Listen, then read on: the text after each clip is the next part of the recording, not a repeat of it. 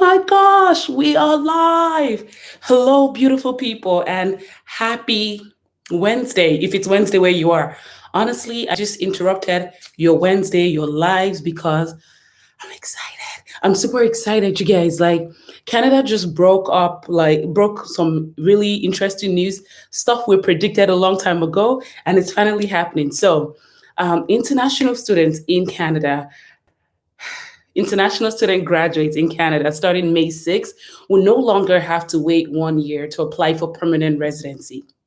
Yes, you heard that right. So stay tuned. We're going to be breaking down this policy. It just dropped. It just dropped. So now we're going to be reviewing it together. So, see, what's my manners? Let me introduce myself.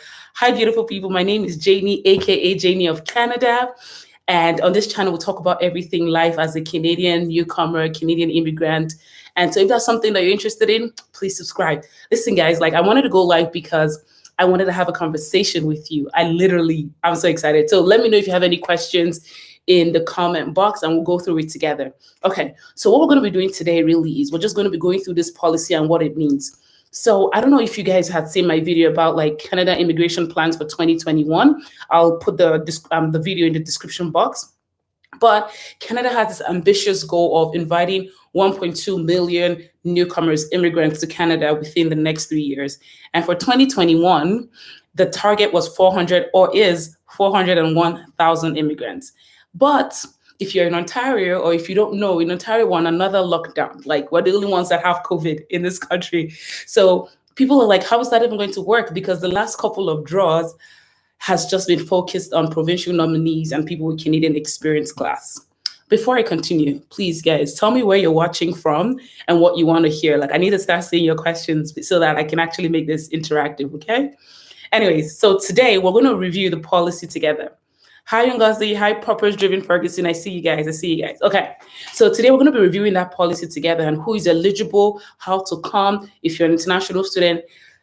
Guys, I'm so excited. Okay, so first of all, I've always talked about how international studies, like studying in Canada, is the better route than just coming straight PR. And people come from me sometimes, but this is just a testament. So let's go through what this news is about together, okay? I have my phone here because it just literally dropped, so I don't want to misquote. So first of all, Canada is launching 6 new immigration programs for international graduates, essential workers, and French speakers. IRCC, which is the body, Immigration Refugees body that deals with immigration, is introducing pathways for 90,000 international student graduates and essential workers to become permanent residents. Plus, there's an unlimited number for French-speaking graduates. We're going to be focusing, for the sake of this video, on international student graduates, my people. Canada's Immigration Minister, Marco Mendicino, announced these new programs that will pave the way. So I'm just going to go through the program on the government website, so CIC's website. Hi, Adela from Toronto. Okay, I'll talk to you about the requirements, okay? So first things you need to know is this policy is going into effect May 6th, so in about less than a month. And it's going to close. It's temporary, sadly. I think they're just testing it out, but I did predict that this will happen. So it's temporary, but I have a feeling they'll roll it out full time. This policy is going to launch May 6th, 2021, and it's going to close November 5th. So keep that date in mind because it's very important. And so the government is going to allow for 40,000 international student graduates to obtain permanent residency without that dreaded 1 year work experience that we talk about, because the pandemic has affected a lot of graduates, right? So it's hard to find jobs. People are already losing jobs who even have experience, talk less of graduates in Canada. So right now, you don't really need that 1 year of experience to get your permanent residency. So the application is open between May 6th and November 5th of 2021. However, it is on or before the government hits 40,000. So the race is on. Okay, so let's go to the policy together. I just want to make sure I'm not missing anything, okay? So I'll also share the link of this policy in my description box after this live, but I'll be able to take your questions at some point, okay? 1 second here. Okay, so we'll talk about fees. We'll talk about eligibility. Adjola would like to know that as well. Who is this for? Who is it not for? The type of programs you should have done, all of that stuff. Okay, first of all, it says temporary public policy to facilitate the granting of permanent residency for foreign nationals in Canada outside of Quebec. If you're familiar with my channel, I always say everything Canada is outside of Quebec. So leave Quebec alone. So you just have to have a recent credential from a Canadian post-secondary institution. And by recent, the government is saying not earlier than 2017. So if you graduated within the last 4 years, this policy applies to you. Okay, so in November 2020, Canada announced a target of 401,000 admissions for new permanent residents in 2021. We talked about that as part of its immigration plan from 2021 to 2023. But now there's been extended border closures. A lot of people can't come to Canada, sadly. And so what they're not doing, because they can't admit permanent residents from overseas, Canada is now looking internally to temporary residents currently in Canada who can contribute to economic immigration objectives. These foreign nationals who are already employed, I know, we'll talk about that, in Canada and contributing to the labor market represent key talent that Canada strives to retain through economic immigration programming. In granting permanent residence to these individuals with a Canadian education credential, Canada will be able to benefit from their education and experience over the long term. So in the absence of this temporary policy that has just been created, it is unlikely that Canada will be in a position to welcome ambitious level of newcomers necessary. I've always talked about it too, how newcomers are very important. Canada wants you, if not, this country is going down. So let's see, listen, I'm so excited. This is actually how we can do this, okay? And we know that Canada has long valued international graduates as a source of key talent. I myself was an international student for 3 years before getting my PR. So I did the 1-year work experience, and now you don't have to do it. Anyways, this public policy responds directly to these pandemic-related challenges by creating a temporary pathway that accelerates the trajectory for many international graduates to permanent residence, aka that 1 year is scrapped. Okay, now let's go to the eligibility. I want to make sure I'm taking your questions. Okay. Let's do it. So what are the conditions that would make you part of this 40,000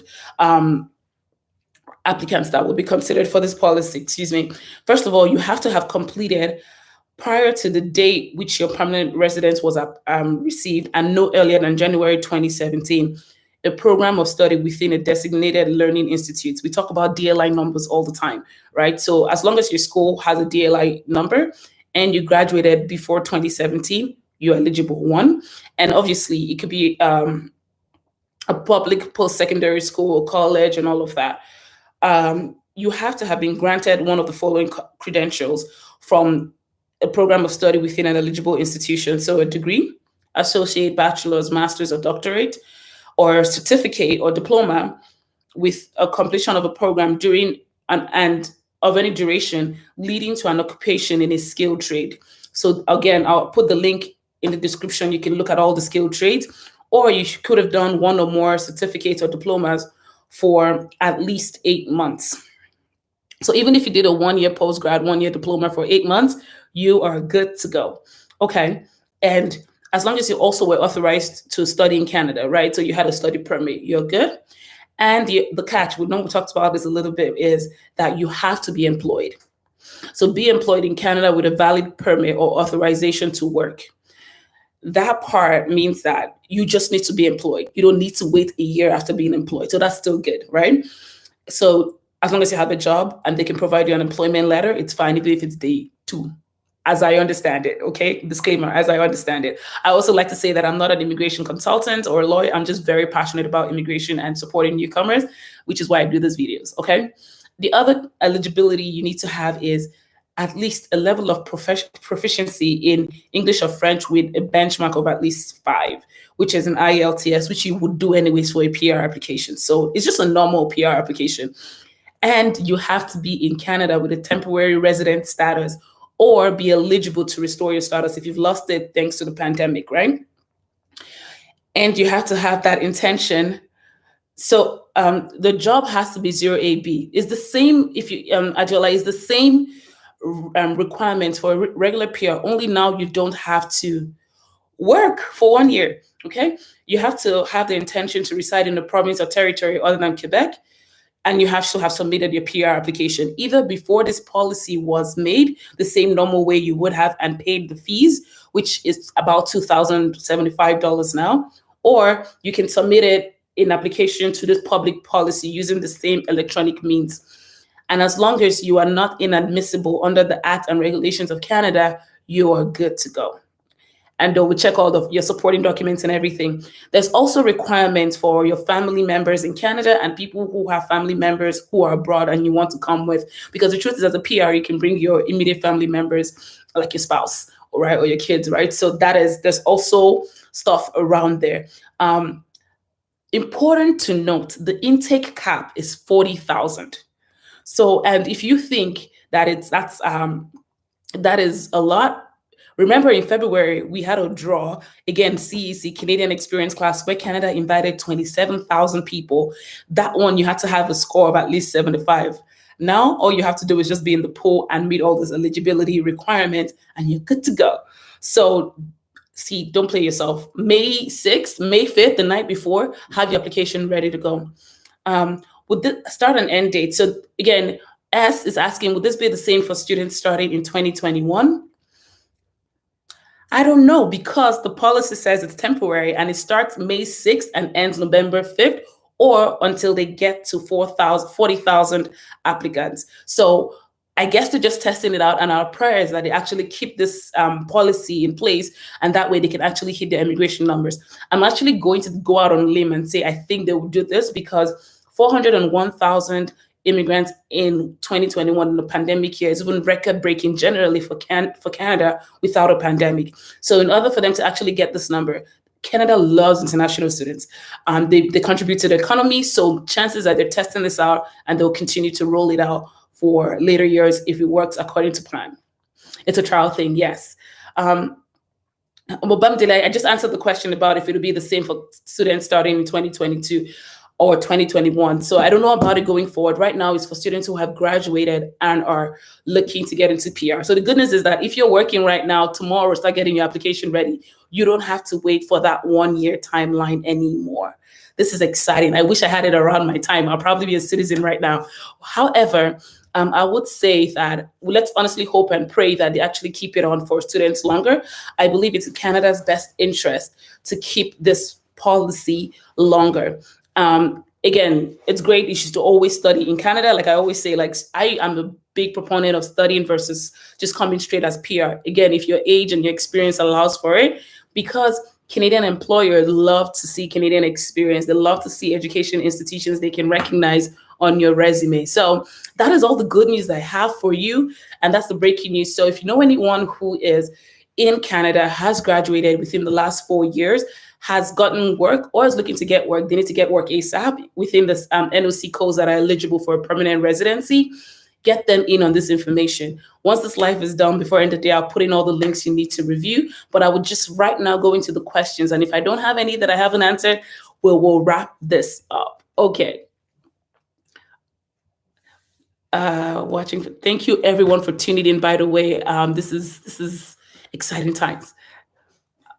Okay, so Sarah, you'd like to know about studying in Canada, how easy it is to get funding, to cater for tuition. I'm going to be real honest with you, it's really tough to cater for tuition as an international student just working if you don't have savings. I have a ton of videos about studying in Canada. You should check them out below. Myself, I was able to, through the help of my parents, afford my first 2 years of studying in Canada. But in my third year, I took a loan, and I'll talk a little bit more about these in coming videos. So please subscribe so you don't miss that out. Okay. The fees are honestly crazy, especially now that they've increased it by a whole lot more. I even just saw an article where University of Ottawa within the last 3 years has increased their tuition for international students by 200%. That is crazy. However, if you can afford it, study will make sense for you, because I know a lot of people who come as PRs and still go back to school if you don't have that years of experience and senior leadership and all of that. So again, you could do that. You can come as a PR if you can, and then go to school just to have that Canadian experience if you are, 200%, if you are eligible. But there's other affordable schools. You can always check. I have a video that talks about list of affordable schools in Canada. You could always study somewhere else and move here. There's Newfoundland, there's schools in like Nova Scotia, in New Brunswick, there's schools in Saskatchewan, in Manitoba, where you can actually get affordable education and then move after that. Okay, I'm going to make sure this doesn't go past 16 minutes. So I have one more question I'm going to answer. So Bamidele, if you want to know if people with 3.2, which is a second class lower, can get admission into a master's program, short answer is yes. Long answer is it's very tough. There's only very few schools and very few programs, but the context around your education and what you're looking to do for a master's will matter. I do offer coaching sessions on janeybooz.com/get started. I can coach you through depending on your status and what your application is about. Okay, you can get a postgraduate diploma or a postgraduate certificate if you can't get into a master's with a 2-2, yes. How do you apply for PR from outside Canada? Hey, KK, check on my channel where I said Express Entry to Canada, start here. That video will walk you through every step of the way. S is asking, would I advise to come for a PhD or master's? Honestly, depends on your situation. If you're looking for a career that actually has a lot of theoretical aspects, then master's it is. If you're looking for practical aspects, then a postgraduate diploma it is. I have a full video on college versus university that would help you guide through the process. Okay, guys, I have to wrap this up. I did say 16 minutes. I hope this information is very helpful for you. If you like it, please like it. And if you love it, please subscribe so that you can get more free, amazing content like this. I hope you guys have a blessed week, and congratulations in advance to everyone who's applying for their PR through this new public policy. Have a great day. I'll see you soon. Bye.